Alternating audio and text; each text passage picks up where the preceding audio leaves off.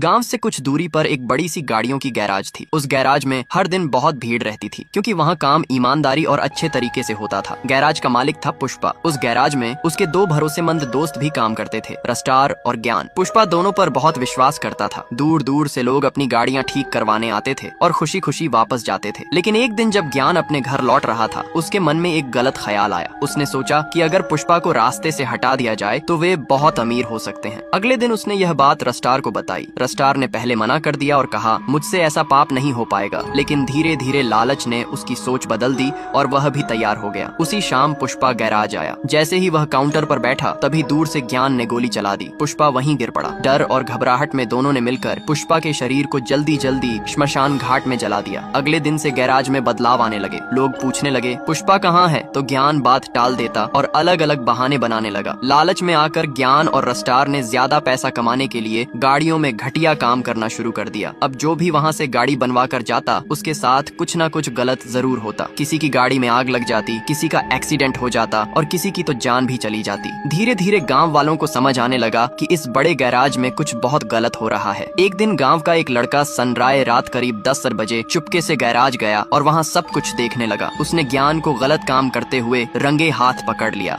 सनराय चुपचाप वहाँ से निकल गया और गांव में सबको सच्चाई बता दी। गुस्साए गांव वाले गैराज पहुँचे और ज्ञान व रस्टार को पकड़कर पुलिस के हवाले कर दिया। लेकिन इसके बाद भी गांव में अजीब अजीब घटनाएं होने लगीं। रात के सन्नाटे में गैराज से हथौड़े की आवाज आती और लोगों को ऐसा लगता जैसे कोई अब भी वहाँ काम कर रहा हो। क्या सच में कहानी खत्म हो गई थी, या पुष्पा, जिसे सब मर चुका समझ रहे थे, की कहानी अब भी बाकी थी?